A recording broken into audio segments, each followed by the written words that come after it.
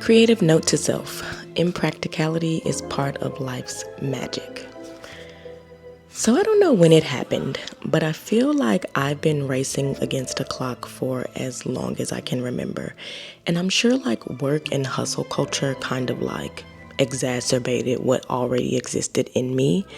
And I noticed that even after like no longer working, I'm still rushing through my days as if I'm going to be late for a meeting, which is just it's such a weird feeling. It's like that, oh no, the meeting starts in 2 minutes. I'm still doing XYZ, gotta get to the room, gotta make sure like all the things you need to do. And that's not my reality. And even when it was, I don't think it was serving me then.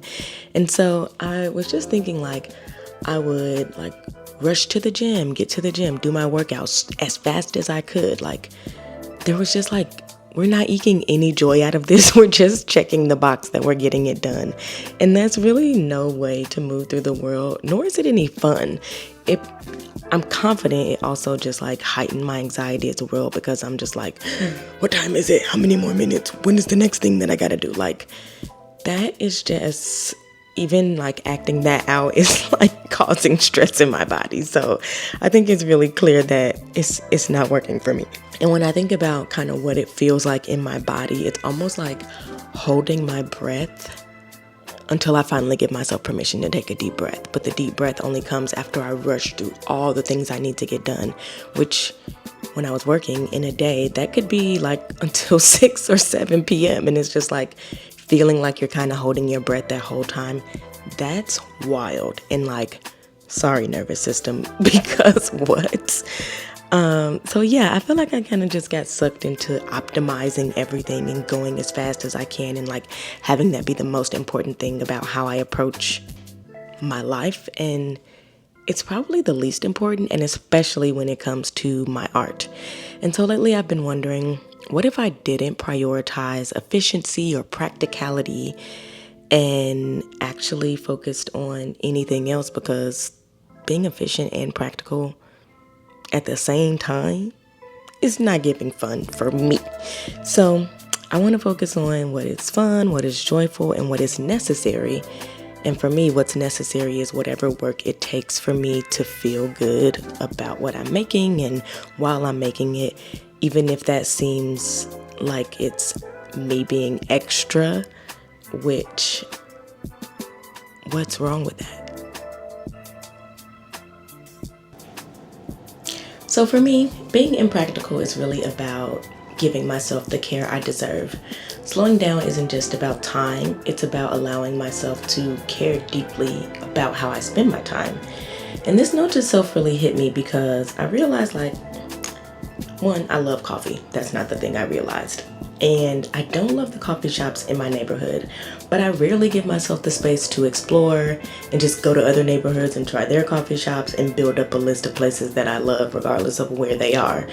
And like, doing that feels indulgent. Like, why am I driving to these places? Why am I trying this new place when I could go home and paint or make a video or insert thing here that I'm trying to hold myself accountable for? And so though, like, it feels indulgent to be exploring coffee when there's so many other things I can do. But literally, what is wrong with indulging?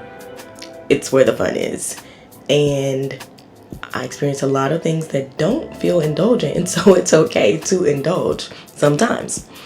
So as a result of this like realization, I started trying new shops and invited my wife on a coffee date where we both kind of realized that we are holding ourselves back from enjoying coffee in this city because we don't have like a hyper local place that we love. And so in going on the coffee date, one, the coffee was great. I was very excited to take her to this place. I had been before, but I was still thrilled to go back. And then we sat outside and drank it, which is something that we mostly only do on vacation. And so there's this realization there for me. I'm like, the breeze was so nice. We had a good chat. Like, the coffee was good. And the ride was good too. I think we might have listened to music or talked. I don't remember. Either way, it was a good experience overall. And the idea of not having experienced that because I was trying to be so practical and efficient, low-key gives me FOMO. Like, I would be sad for myself if we hadn't done that. And that's not how I want to be moving through the world, like not even knowing the things I'm missing out on because I'm just rushing to the next thing. that's really not the vibe we're going to. And the vibe we're into. What am I saying? Anyway, it's not the vibe. So I'm giving myself permission to care enough to be impractical and have the experiences that light me up because they fuel my creativity and they make me feel good, and that's truly got to be enough. Speaking of fueling my creativity isn't on borrowed time.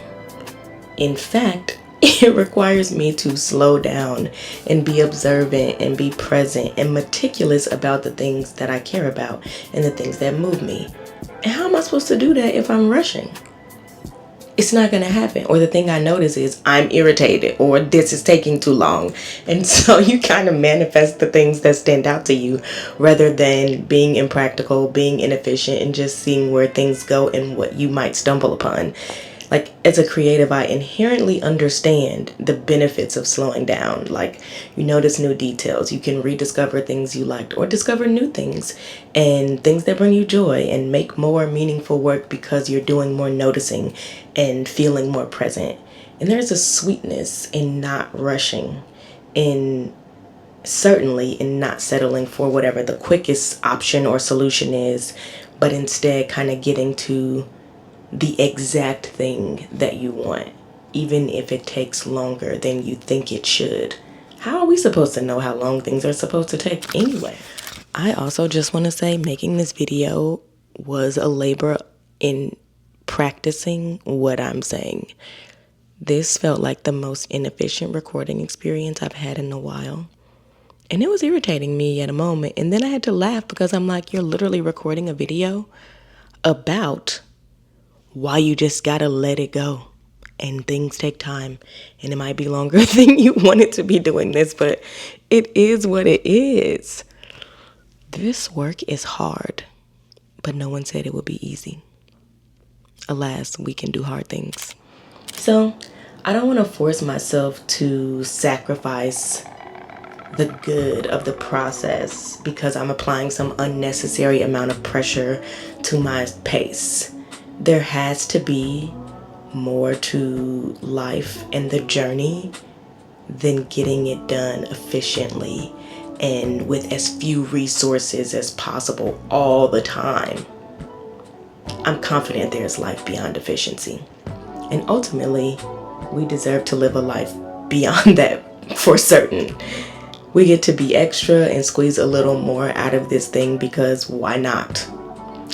I know that I deserve to live and create and move through the world without every action needing to be justified and explained. In fact, I think that's why I don't love when people ask me questions sometimes, because it's just like, because. The answer is because I thought so. That's literally it. Because I thought so. Because I wanted to, like, that's it. There's really not much else to say sometimes. Just because. It is why we give just because gifts. But just because I thought of you. Just because there has to be a life beyond efficiency. Slowing down, doing too much, being impractical, or choosing the long road can reconnect us to our joy and our voice and our creativity. And those are the things that fuel our practices. This week, how I took my own advice. I decided to take 2 days off of painting because I felt my focus was shifting from exploration and experimentation to production. And the more I think about like building a career as a full-time artist, the more I feel like my brain is shifting towards, well, then you got to be making art all the time, because I need to have a body of work to show so that people will even believe that I'm an artist. And then I need to have work that I can photograph so that I can sell prints and things that I can submit to open calls and for resident, and just like getting on the hamster wheel of art production. And that's not what I came over here for. I'm reminded that when I started drawing, it was to slow down from my time on the computer and like digital work. And basically still bringing those same principles to my art practice. How much can I get done? How fast can I get this done? I didn't start out there. I wasn't rushing my drawings. I did want to be better fast. And so I think like I practiced a lot, and that was to my benefit. That felt like falling down the rabbit hole in a good way. More on that in another video. But all of that to say, I really needed to make a shift in order to get back to enjoying the art. And so I did some like pencil sketches and looser things that I cared much less about, just to like get some of that ick off. And I also got to spend more time noticing how I felt in my body, which helped me realize that I needed to get back to my yoga practice. And so I went to yoga, and that was really helpful. And I think it's something that I will reintegrate into my routine. If any of this resonated with you, consider what's one small way you could slow down in your own creative life, and what would happen if you let go of efficiency for just a moment. I'm letting myself do the impractical things. We're choosing slowness, taking the long way, following the random creative whims that come, whether they seem efficient or useful or not, I don't care. I hope you have a great rest of the week.